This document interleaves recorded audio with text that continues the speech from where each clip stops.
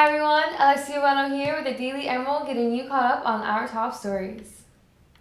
The Associated Students of the University of Oregon Executive Branch said they believe some of UO President Michael Shields' reforms regarding the University of Oregon Police Department will not, quote, reach its full potential, end quote, and they asked in an Instagram post Monday afternoon that UO make all steps in the reform process transparent and accessible to all students and community members.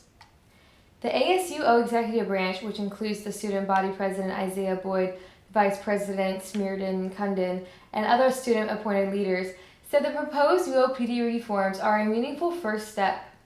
On the other hand, the statement includes how Shield does not mention decreasing UOPD's budget. The ASUO Executive Branch said, quote, "We are disappointed in the immediate abdication of the university's previous commitment of open discussion with closing the door of potential conversations regarding disarming and or abolishing UOPD," end quote. University of Oregon psychology professor Paul Slovic has spent much of his time during the COVID-19 pandemic writing articles, talking to journalists, and thinking about why the coronavirus is so out of control.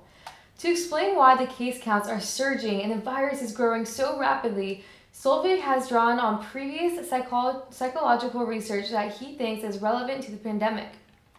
Solvig said there are a few concepts in particular, including reinforcement theory and psychic numbing, that can help everyone understand why, while the virus is getting worse, it seems the community is becoming less worried.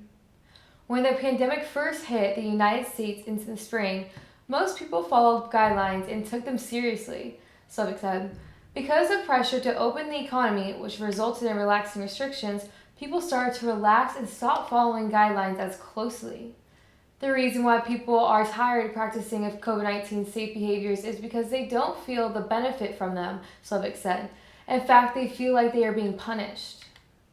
Slovic said people can understand these behaviors through reinforcement theory, a concept that students might have come across in an introductory psychology class.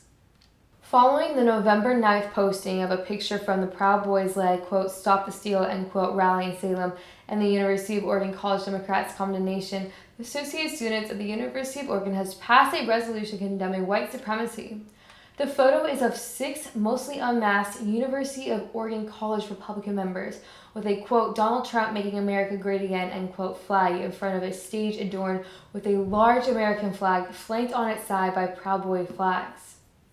UOCR President Will Christiansen spoke first during public comment and said that the club's members attended the rally to, quote, show our support for President Donald Trump and raise awareness of what we see as widespread irregularities in the 2020 general election, end quote.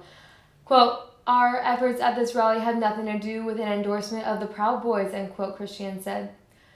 Quote, furthermore, this group has condemned and always will condemn white supremacy, racism, and all over similar heinous human prejudices, end quote, Isaiah Diabla, the club's political director, said. Quote, we are in no way as a club defending the Proud Boys in any way, shape, or form, end quote. He added that the club does not condemn the Proud Boys either. The Ducks experienced a crushing 31-28 defeat on Friday to the rival Oregon State Beavers, shocking the college football world and sending Beavers fans into a frenzy. Oregon women's basketball opened their season on Saturday with a 116-51 victory over Seattle, while the men's opener originally set for November 25th was canceled. An update schedule was released on Tuesday and has the men's team set to officially begin their season on December 12th.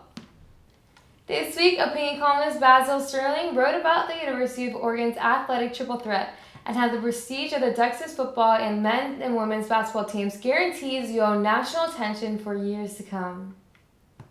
In this guide to holiday art, Grace Murray with Arts and Culture writes about the best places to buy gifts from local artists. Although it's been a tumultuous year, artists, businesses, and museums have restructured their holiday art sales to continue through the holiday season.